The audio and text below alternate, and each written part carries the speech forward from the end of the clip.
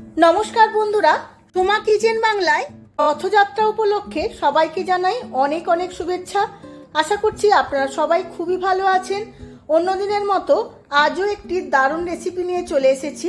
Rathyatra special উড়িষ্যার বিখ্যাত মিষ্টি ছানা পোড়া অত্যন্ত সহজ ও সামান্য কিছু উপকরণে বানিয়ে দেখাবো। আপনারা খুব সহজেই বানিয়ে নিতে পারবেন। সম্পূর্ণ ভিডিওটি দেখার জন্য অনুরোধ রইল। আমার চ্যানেলের নতুন বন্ধুদের কাছে অনুরোধ, চ্যানেলটিকে সাবস্ক্রাইব করার জন্য আর পাশে থাকা বেল আইকনটি প্রেস করে রাখবেন। আমার সমস্ত রান্নার নোটিফিকেশান সবার আগে আপনাদের কাছে পৌঁছে যাবে। ফেসবুক বন্ধুদের কাছে অনুরোধ, পেজটিকে ফলো করার জন্য। চলুন দেখে নেওয়া যাক রেসিপিটি। এখানে আমি 1.5 লিটার ফুল ফ্যাট দুধ নিয়েছি। আমি খুব ভালো করে ফুটিয়ে নেব। দুধটা খুব ভালো করে ফুটিয়ে নিয়েছি। এবার ভিনিগার আর জলের 1:1 পরিমাণ দিয়ে একটা মিশ্রণ তৈরি করে নিয়েছিলাম। সেই মিশ্রণটা আস্তে আস্তে এই দুধের মধ্যে দিতে থাকবো। দেখুন বন্ধুরা, আস্তে আস্তে ছানাটা কত সুন্দরভাবে কেটে যাচ্ছে। ছানাটা খুব সুন্দরভাবে কেটে গেছে। এবার ছানাটা আমি ছেঁকে নেব। ছানাটা কাটিয়ে নিয়ে 2-3 বার ফ্রেশ জল দিয়ে খুব ভালোভাবে ধুয়ে নিয়েছি, যাতে ভিনিগারের টক ভাবটা চলে যায়। একটু চেপে চেপে ছেঁকে নিয়েছি। এবার একটা পাত্রে ছানাটা নিয়ে খুব ভালো করে এইভাবে ম্যাশ করে নিতে হবে।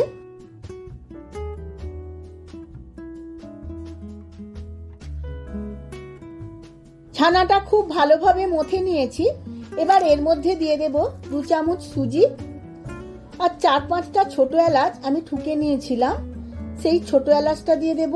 আর দিয়ে দেব 4 চামচ চিনি। চিনির পরিমাণটা আপনারা বুঝে দেবেন। এবার সমস্ত কিছু খুব ভালোভাবে মেখে নেব। ছানাটা এইভাবে সমস্ত কিছু খুব ভালোভাবে মিশিয়ে নিতে হবে। ছানাটা এখনো গরম আছে, চিনিটা এর মধ্যেই গলে যাবে। আপনারা চাইলে গুঁড়ো চিনিরও ব্যবহার করতে পারেন। ছানাটা মাখতে মাখতে এবার ছানা কাটানোর জল আমি 2 হাতা দিয়ে দেব, তাতে একটু নরম হবে। আরো একটু লাগলে আরো একটু দিতে হবে। এইভাবে খুব ভালোভাবে ম্যাশ করে নিতে হবে। ছানার মিশ্রণটা খুব ভালোভাবে মাখা হয়ে গেছে। এবার 10 থেকে 15 মিনিট রেস্টে রেখে দেব, যাতে খুব ভালোভাবে সেট হয়ে যায়। এবার ছানাটা ব্রেক করার জন্য আমি একটা কড়ার মধ্যে নুন নিয়ে নিয়েছি। নুনটা এইভাবে কড়ার মধ্যে মেলে নেব। এবার এর মধ্যে একটা স্ট্যান্ড বসিয়ে নেব। চাপা দিয়ে 10 মিনিট প্রি হিট করে নেব। ছানার ব্যাটারটা 15 মিনিট রেস্টে রাখা হয়ে গেছে। এবার এর মধ্যে দিয়ে দেব 1 চামচ গাওয়া ঘি আর দেব কিছু ড্রাই ফ্রুটস। তার মধ্যে নিয়েছি কাজু আর কিশমিশ। আপনারা চাইলে অন্যান্য ড্রাই ফ্রুটসও দিতে পারেন। আর এর মধ্যে দিয়ে দেব 1/2 চামচ বেকিং পাউডার। এবার সমস্ত কিছু আবারও একবার খুব ভালোভাবে মিশিয়ে নেব।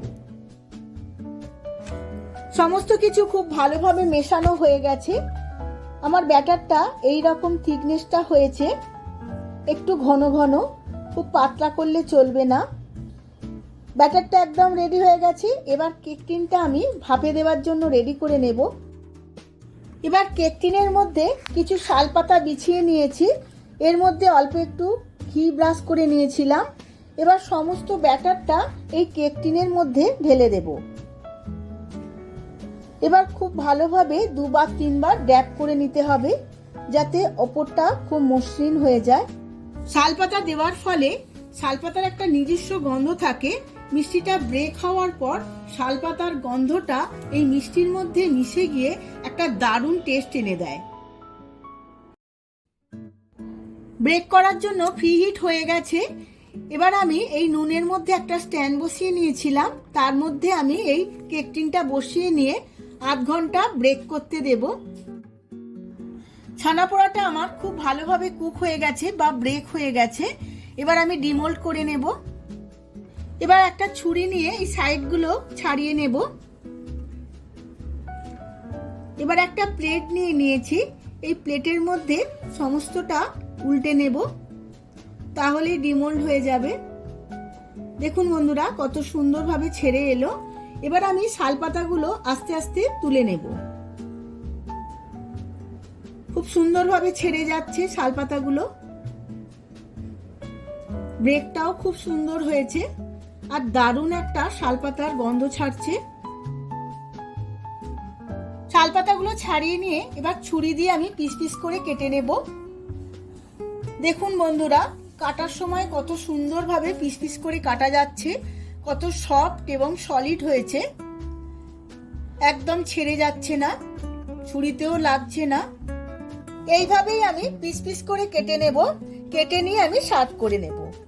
আমি সার্ভ করে নিয়েছি। উড়িষ্যার বিখ্যাত মিষ্টি ছানা পোড়া, দারুণ খেতে হয়। আপনারাও বাড়িতে একবার আমার মতো করে বানিয়ে ফেলুন। আর কেমন হয়েছে আমার কমেন্ট বক্সে কমেন্ট করে জানান। ভিডিওটা যদি ভালো লেগে থাকে ভিডিওটিতে প্রচুর প্রচুর লাইক, শেয়ার, কমেন্ট করবে। আজ তাহলে আসি, আবার দেখা হবে পরবর্তী ভিডিওতে নতুন কোনো রেসিপি নিয়ে। ধন্যবাদ।